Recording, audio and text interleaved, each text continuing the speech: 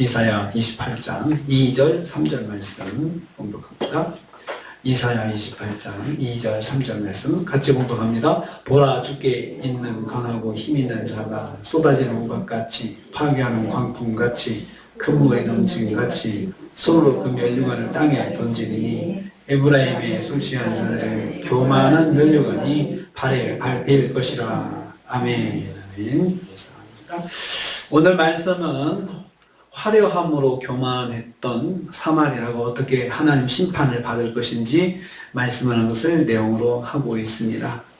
사마리아는 북쪽 이스라엘을 사마리아라고 불렀는데, 북쪽 이스라엘이 분열왕국이 되고 나서 아주 교만하기 짝이 없이 교만을 부렸습니다. 가진 것들이 많고 솔로몬이 가졌던 풍성함을 그냥 반으로 쪼개서 나눠 갖다 보니까 처음에 있는 그 북쪽 이스라엘의 백성들이 무척 교만했습니다. 넘치는 교만이 있었습니다. 그것을 하나님께서 나중에 심판하신다 하셨는데, 어떻게 심판하시냐면요, 2절 전반 보면요, 죽게 있는 자를 통해서 심판을 받게 하신다 그랬습니다.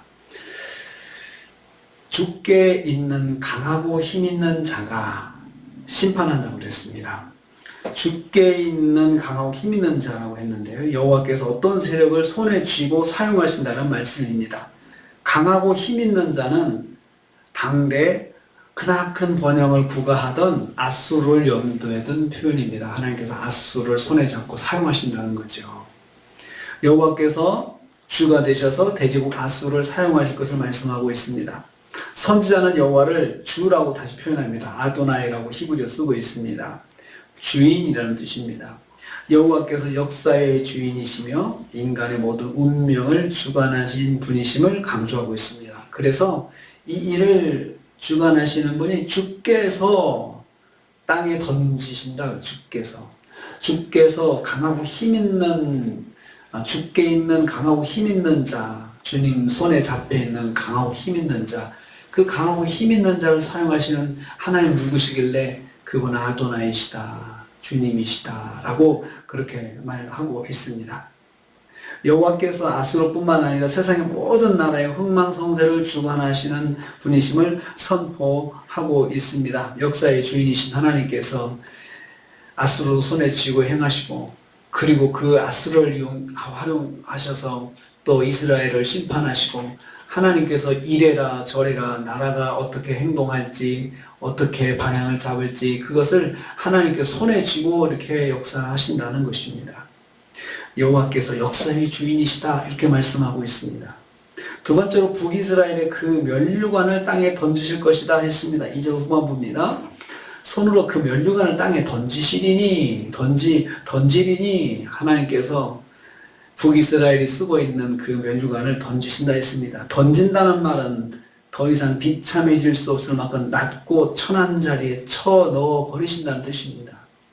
그 면류관을 던지신다 했습니다. 사마리아가 지나친 자긍심으로 매우 교만한 모습을 가질 수밖에 없게 만든 그 요소들입니다. 사마리아가 자랑하는 물질적인 풍요, 정치적인 안정, 그리고 또 무역을 통해서 얻는 사회적 국제적인 위치, 이런 거 가지고 그냥 뽐내며 자랑하며 교만하며 하나님을 떠나서 우리는 하나님 없이도 살 수 있다고 생각한 이 모든 것들, 이것을 다 면류관이다 표현했습니다. 이 교만함을 깨뜨리시겠다고 말씀하셨습니다. 손으로 던지신다 했습니다. 손은, 하나님의 손이 어디 계셔요? 하나님 형상이 없으시기 때문에 손이, 우리 손으로 표현하기가 사실은 불합리하죠. 그렇지만 하나님에 대한 설명할 때 하나님을 인간의 모습에 비유해서 설명하거든요. 하나님께서 진노하셨다. 우리 사람들이 하는 그 행동을 그대로 보여주시는 거. 하나님 손이 있으시다. 손으로 그렇게 던지셨다는 것은 강권적인 능력을 말합니다. 강권적인 능력으로 하나님께서 그렇게 하셨다는 거죠. 아무리 저항해도, 아무리 반항해도 하나님의 강한 손으로 그렇게 심판을 행하신다는 것입니다. 하나님의 권능으로 하신다는 뜻입니다. 쏟아지는 우박같이 던지신다 했습니다. 막을 수 없는 심판이라는 거죠. 파괴하는 광풍같이 던지신다 했습니다. 파괴적인 심판이라는 것입니다. 큰 물이 넘침같이 던져진다 했습니다. 아무도 벗어날 수 없다는 거죠. 마치 홍수를 큰 물이라고 표현하는 거죠. 홍수 때, 노아 홍수 때 지구상에 어느 누구도 피할 수 없었던 것처럼 하나님의 심판을 피할 수가 없다는 거죠. 하나님 그렇게 다 던지신다 말씀하십니다. 여호와의 심판을 북이스라엘은 아무도 벗어날 수 없게 하신다는 것입니다. 세 번째로 여호와께서 면류관이 발에 밟히게 하실 것이다 했습니다. 3절 말씀입니다. 에브라임의 술 취한 자의 그 교만한 면류관이 발에 밟힐 것이라 발을 밟고 밟히도록 만드신다는 것이죠. 밟힌다는 말은 밟아 뭉갠다는 뜻입니다. 완전히 묵사발이 나게 만드시는 것입니다. 고대 근동에서 발에 밟히는 것은 철저한 패배와 치욕을 상징합니다. 그래서 그 고대 나라 근동 지방에서는 그 정복한 그 정복주가 피정복자를 발로 밟습니다.